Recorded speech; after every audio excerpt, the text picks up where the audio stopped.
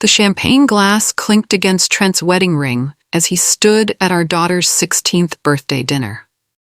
The Italian restaurant buzzed with conversation, but something in his posture made my stomach drop. He cleared his throat and the table went quiet. "I need to say something important," he announced, his voice carrying across our family gathering.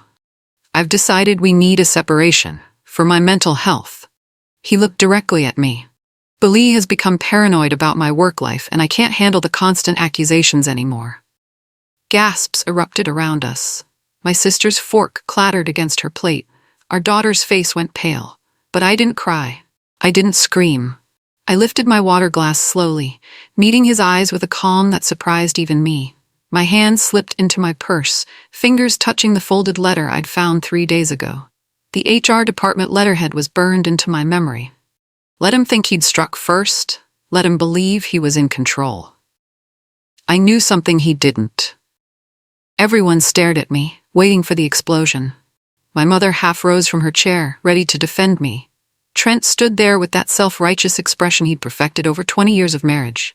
I could feel the rage burning beneath my skin, hot and fierce, but I kept it locked down. Years of carrying this family had taught me control. "We can discuss this later," I said quietly, setting down my glass. My voice didn't shake. My hand stayed steady. Trent's confident smile faltered for just a second. He hadn't expected this reaction. He'd wanted tears, wanted me to beg, wanted to paint himself as the victim escaping a crazy wife. But I wouldn't give him that satisfaction, not here. Not in front of our daughter on her birthday. Because 12 hours earlier, I had seen something he never expected me to see. Something that changed everything. My name is Billy, and I'm 45 years old. For 20 years, I've been the backbone of this family. I'm the one who paid the bills when Trent's business ideas failed. I'm the one who worked overtime to cover his student loans. I'm the one who held everything together while he found himself through 3 career changes and countless therapy sessions. I never complained. I believed in supporting your partner through difficult times. I believed in loyalty and commitment. I thought he believed in those things too. But what I read on that letter from his company's HR department broke something in me forever. Not my spirit. Not my strength. It broke the last thread of illusion I'd been clinging to. The illusion that my husband was a good man who just needed support. The truth was much uglier than I'd imagined. 3 days before the birthday dinner, I was in Trent's home office, printing a permission slip for our daughter's field trip. The printer hummed, and one page emerged. Then another. I reached for them both, assuming the second was the back of the form, but it wasn't. The header read, "Confidential Human Resources Investigation." My hand started shaking as I scanned the first paragraph. Allegations of indecent conduct during virtual meetings, sexual activity while cameras were muted, screenshots taken by concerned coworkers, a female colleague reporting extreme discomfort and requesting transfer to another department. The words blurred together. My knees felt weak. I gripped the desk to steady myself. This house. He'd been doing this in this house, while I was downstairs cooking dinner, while I was helping our daughter with homework, while I was living my life, completely unaware. The front door opened downstairs. Trent's voice called out, asking what was for dinner. I folded the letter quickly, slipping it between the school papers. My heart hammered as I walked downstairs, the document burning against my palm like evidence of a crime. Trent kissed my cheek, the same casual greeting we'd shared for 2 decades. "How was your day?" he asked, opening the refrigerator. "Fine," I managed, my voice sounding surprisingly normal. "Chicken okay for dinner?" He nodded, already scrolling through his phone. Then he laughed at something on the screen. "This girl on my team can't take a joke," he said, shaking his head. "HR is making a huge deal out of nothing." My blood turned cold. He was talking about it, right in front of me, completely confident that I knew nothing. Something shifted inside me then, a clarity I'd never felt before. Cool, sharp, focused. I didn't need to confront him yet. I needed proof. I needed to understand the full scope of what he'd done. And I needed a plan. That night, I couldn't sleep. I lay beside Trent, listening to him breathe, and thought about all the years I'd carried him. After we married, his credit was destroyed from bad investments. I paid off $40,000 in debt. When he wanted to start a tech company, I worked double shifts to fund it. When that failed, I supported his pivot to consulting. When that failed, I covered the mortgage while he figured things out. I paid for his therapy sessions. I paid for the kids' activities. I paid for groceries while he spent money on self-help courses and business coaches. I wasn't a wife. I was a life raft. And he'd been drowning me slowly, one broken promise at a time. Then 6 months ago, he finally landed a stable remote job with a software company. Good salary, benefits, the works. We celebrated. He bought new clothes, new cologne. He promised to make it up to me. I believed him. I was such a fool. The changes started subtle. Trent began ironing his shirts every morning, even though nobody could see below his shoulders on video calls. He practiced smiling in the bathroom mirror. He moved his desk to get better lighting and angled it so the background looked more professional. At first, I thought he was just taking his job seriously. Being professional. Growing up. Then I noticed the pattern. Every time I walked past his office during a meeting, he would instantly click something. His camera would go black. "You're in your pajamas," he'd say when I asked about it. "Don't want my team seeing my wife looking messy." The comments stung, but I let it go. I had bigger things to worry about, keeping our family afloat, making sure the bills were paid. Being the responsible one, like always. But the camera thing kept happening, every single time, without fail. Then came the coffee mug incident. I was cleaning Trent's office one Saturday while he was out jogging. The mug sat on his desk stained with dried coffee, and something else, a lipstick mark on the rim. Deep red, almost burgundy. I don't wear lipstick. I haven't worn makeup regularly in years. Too expensive, too time-consuming. I stared at that mark for a full minute, my mind racing through explanations. Maybe it was from before we were married, an old mug he'd kept. But no, I recognized it. We'd bought this set last Christmas. Maybe our daughter had used it. But she was 16 and didn't wear that color. The truth settled over me like ice water. But I didn't confront him. Not yet. I washed the mug carefully and put it back in the cabinet. When Trent came home, I smiled and asked about his run. He kissed my forehead and said he loved me. I wondered if he even remembered what love meant. The new behaviors multiplied. Late-night meetings that ran until 2 in the morning. Trent whispering and laughing at his phone during dinner. Leaving the house to take calls in his car. When I asked about bills or money, he called me negative and said I was bringing bad energy into his workspace. After 18 years of knowing his phone password, it suddenly changed. Security purposes, he explained. Company policy. I nodded and said nothing. But inside, I was keeping track. Every lie, every excuse, every red flag. I started checking our bank statements more carefully. Hotel charges in the middle of the day, purchases at lingerie stores, money transfers to payment apps I didn't recognize. All small amounts, nothing big enough to trigger alarm bells. But together, they painted a clear picture. My husband was living a double life, and I was funding it. The doctor's call came on a Tuesday afternoon. I was at work when my phone buzzed with the medical center's number. "Miss Bailey, this is Dr. Flores. I have your test results." Her voice was gentle, careful, the kind of tone that meant bad news. "You've tested positive for chlamydia." The world tilted.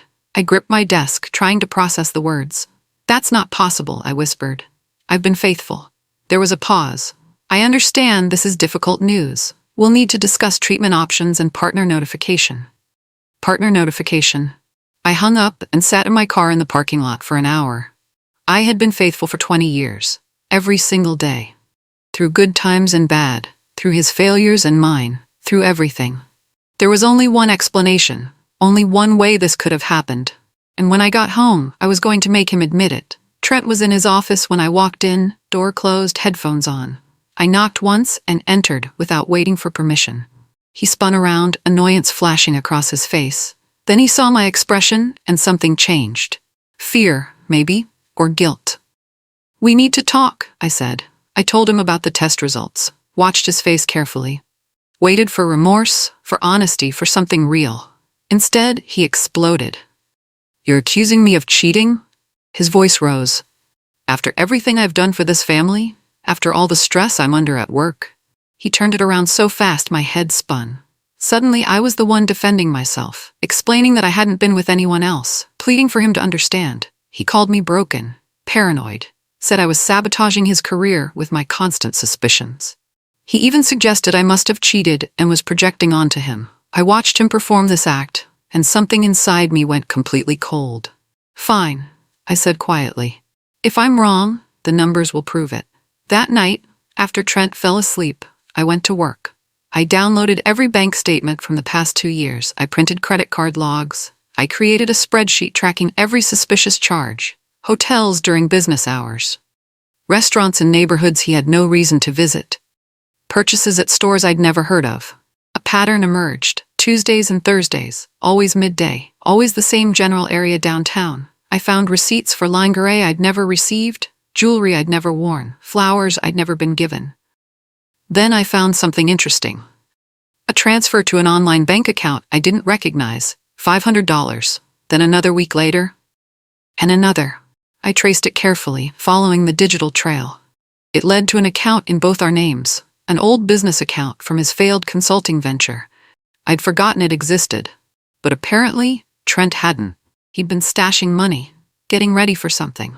The next morning, I dug through our filing cabinet.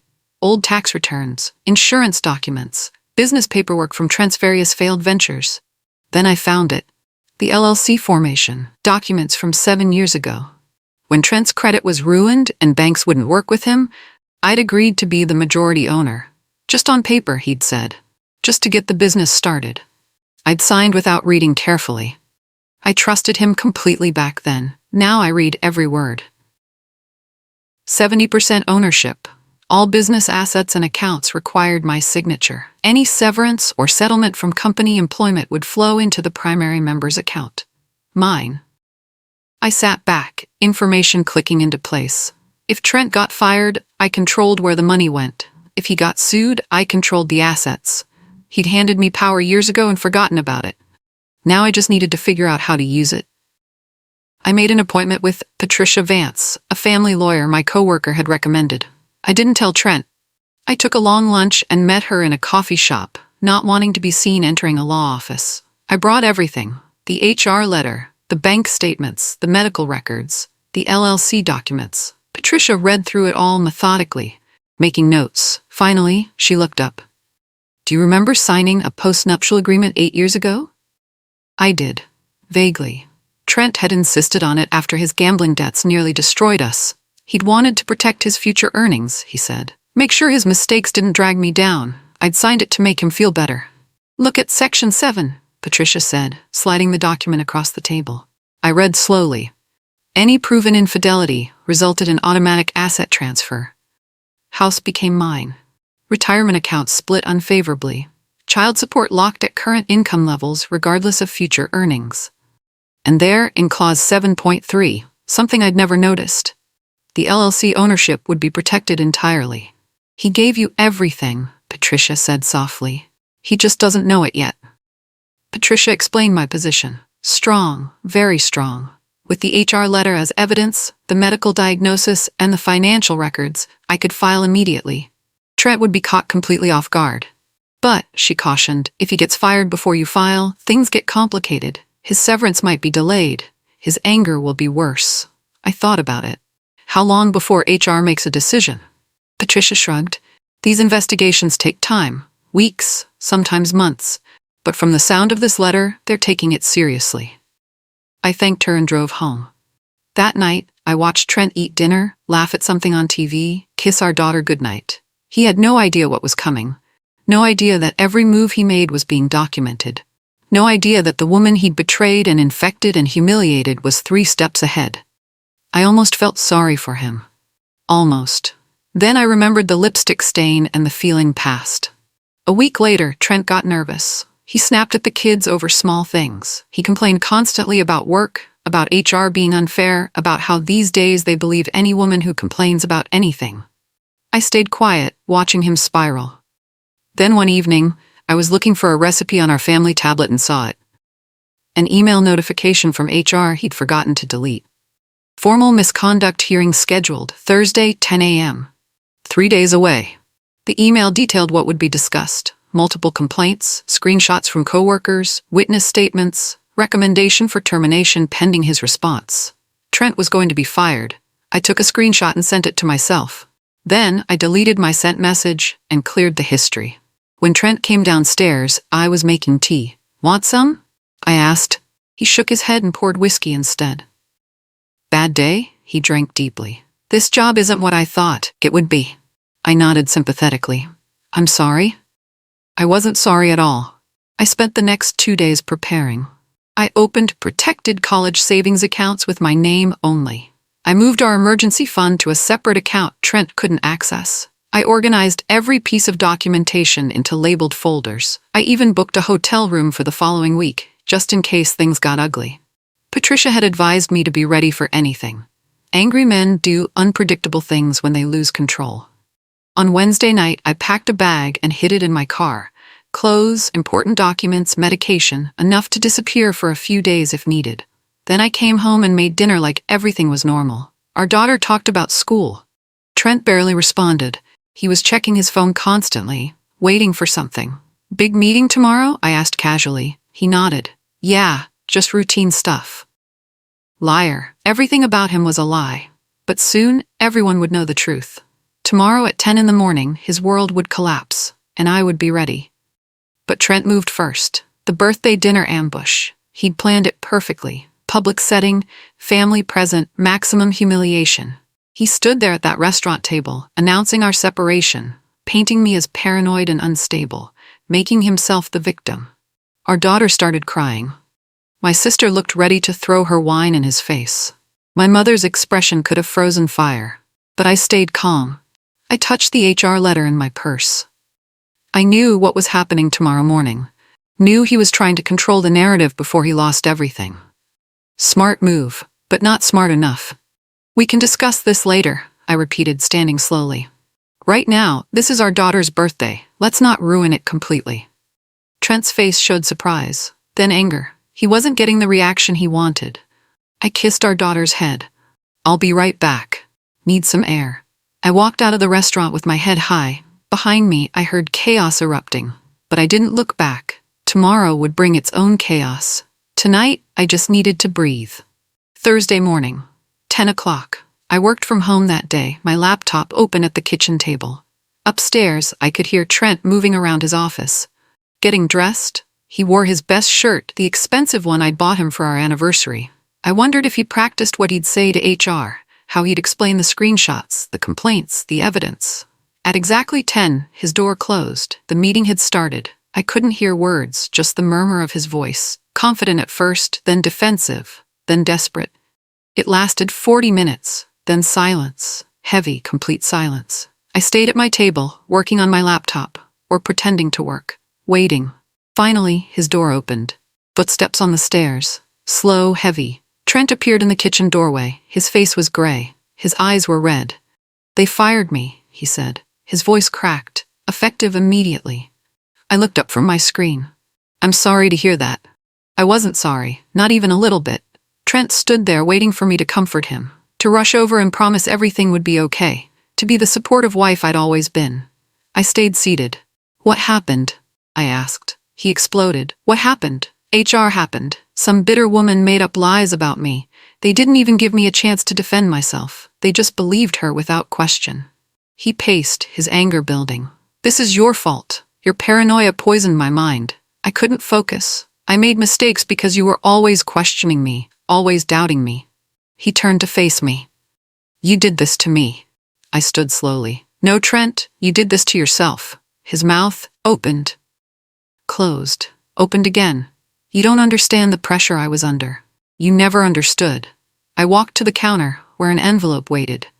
I'd prepared it this morning. You should read this. He grabbed it, tearing it open. I watched his face as he saw the first page, the HR report, then the second page, the medical diagnosis, the third page, bank statements with charges highlighted, the fourth page, the postnuptial agreement with Section 7 circled in red. His hand started shaking. Where did you get this? Trent's voice was barely a whisper. The HR letter? Your printer. The medical records? My doctor. The bank statements? Our joint account. I stayed calm. The postnuptial agreement? You made me sign it, remember? He flipped through the pages again, his face losing more color with each one. This doesn't mean what you think it means. It means exactly what I think it means. You've been having an affair. You gave me a sexually transmitted infection. You spent our money on another woman. And according to the agreement you insisted on, that means certain consequences. His jaw tightened. We can work this out. I made a mistake. I'll go to counseling. I'll do whatever you want. For a moment, just a brief moment, I felt something. Not sympathy, not love. Just a distant sadness for what we used to be. Then I remembered the lipstick, the lies, the years of carrying him. The feeling passed. You should call a lawyer, I said. You're going to need one.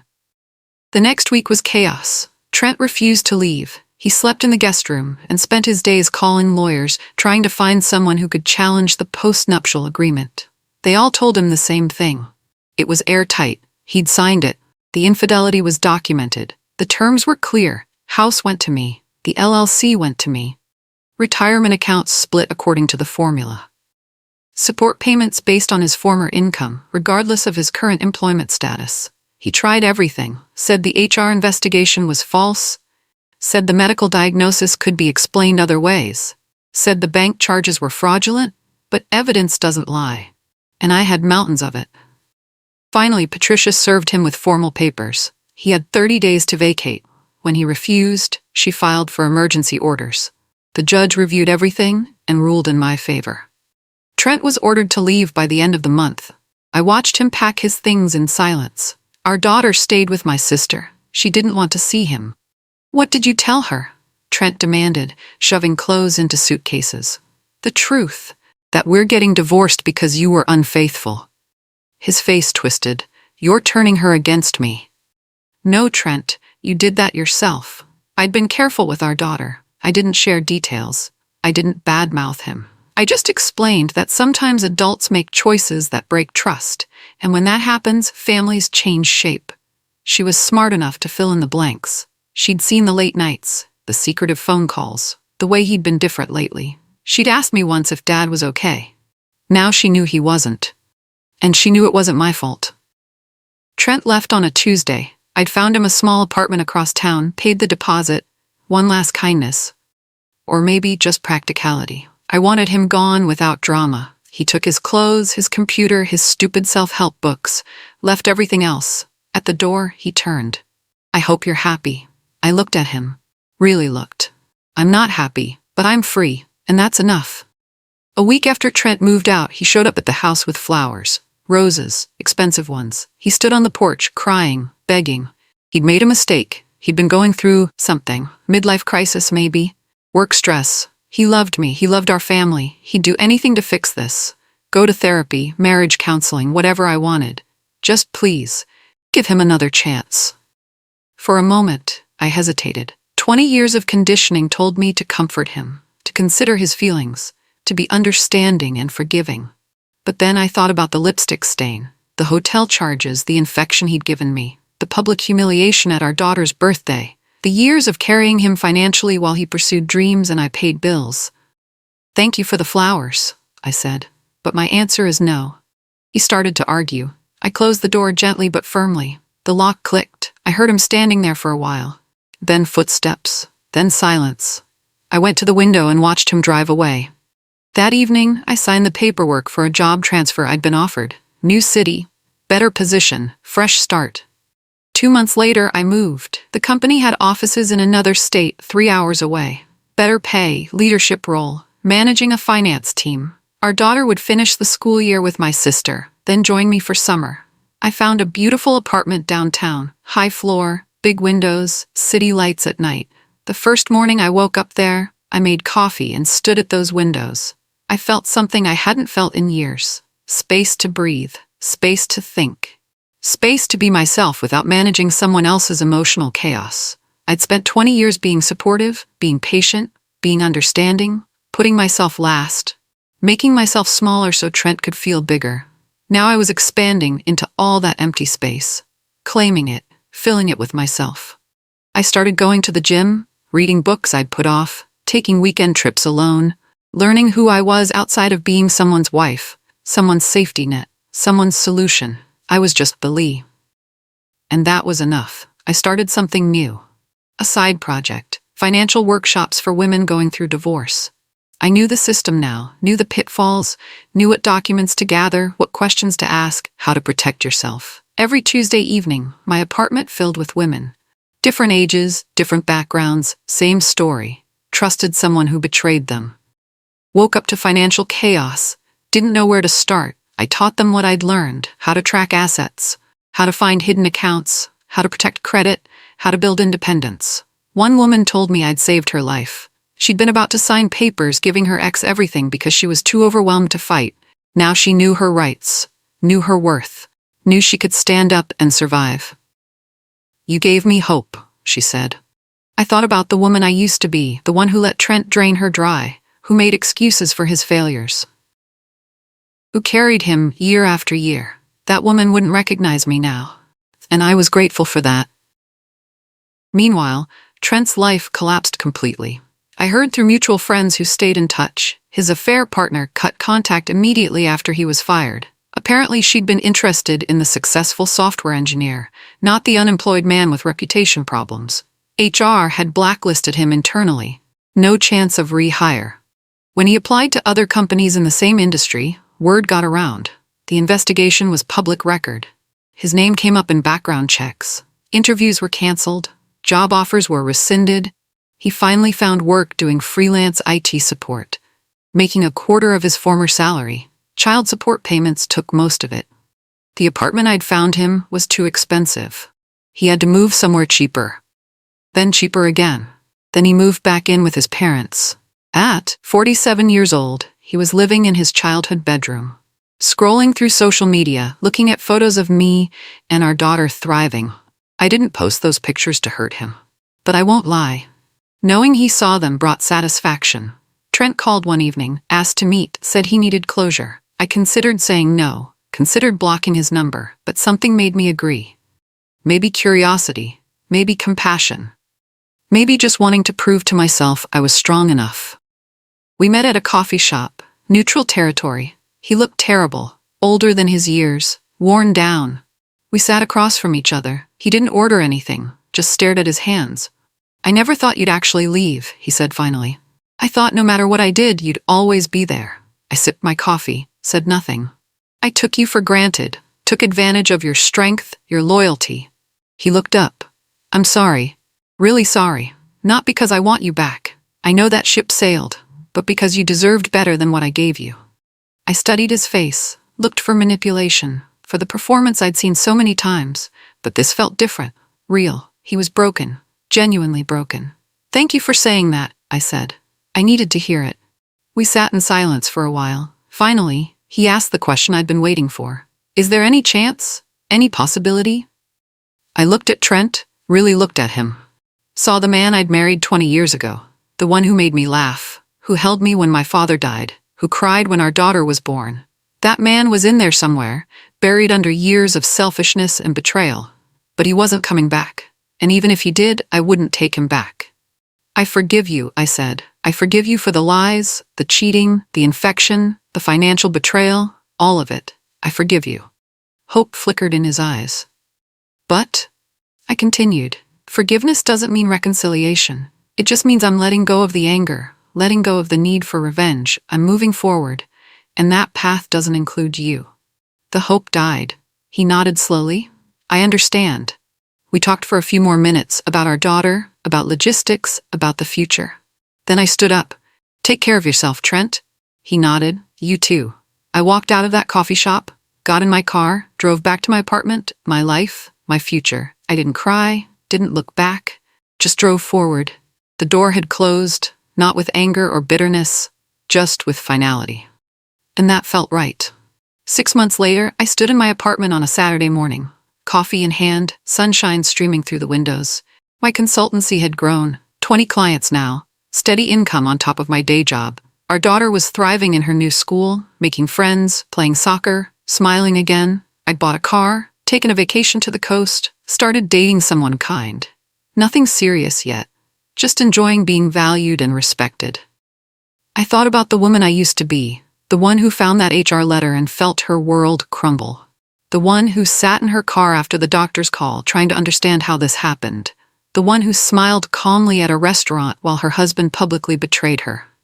I wasn't silent because I was weak. I was silent because I was gathering facts, building a case, planning my exit.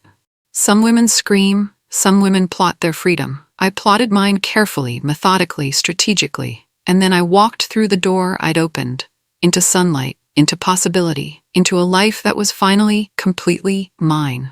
If someone turns off their camera every time you walk by, start paying attention. The truth is usually closer than you think, and when you find it, you have a choice.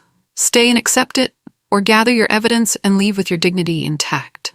I chose freedom, and I've never looked back.